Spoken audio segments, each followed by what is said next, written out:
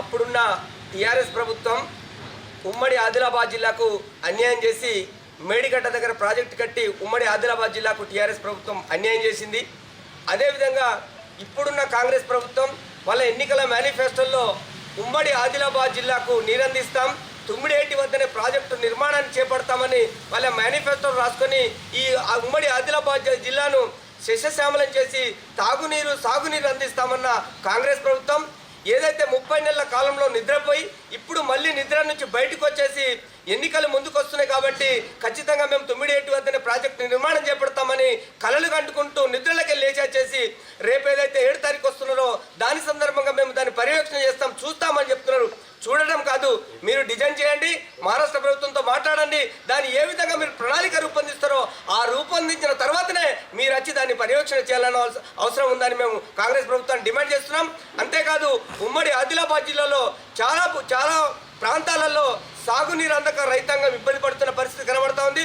అంతేకాదు ఉమ్మడి ఆదిలాబాద్ జిల్లాలో అనేక చిన్న ప్రాజెక్టులు పెండింగ్లో ఉన్నాయి. ఆ పెండింగ్లో ఉన్న ప్రాజెక్టులు కూడా ఇప్పటివరకు పూర్తి చేయకుండా కాంగ్రెస్ ప్రభుత్వం మాటలకు మాత్రం పరిమితం అవుతుంది.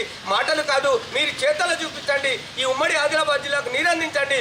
ఉమ్మడి ఆదిలాబాద్ జిల్లాలో ఉన్న ఎంపీలు, ఎమ్మెల్యేలు, ప్రజాప్రతినిధులు తక్షణమే మీరు జిల్లాలో ఉన్న ప్రతి రైతాంగానికి నీరు అందే విధంగా సాగునీరు అందే విధంగా ఈ జిల్లాలో ఉన్న రాజకీయ నాయకులు ఆలోచించాల్సిన అవసరం ఉంది.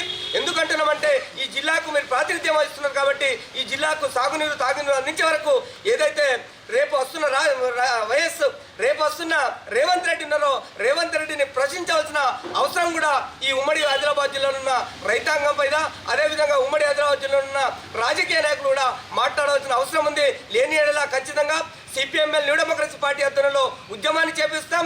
ఈ ప్రాంతంలో ఉన్న రైతాంగానికి నీరు ఏ విధంగా వస్తుంది, అదేవిధంగా తుమ్మిడేటి వద్ద ప్రాజెక్టును ఏ విధంగా నిర్మాణం చేయాలి అని ప్రభుత్వం మీద ఒత్తిడి చేయడానికి సిపిఎంఎల్ న్యూ డెమోక్రసీ పార్టీ ఆలోచిస్తుందని మేము ప్రభుత్వాన్ని కోరుతున్నాం. ఇప్పటికైనా రైతాంగానికి తాగునీరు అందే విధంగా చూడాలని కాంగ్రెస్ ప్రభుత్వాన్ని మేము కోరుతా ఉన్నాం.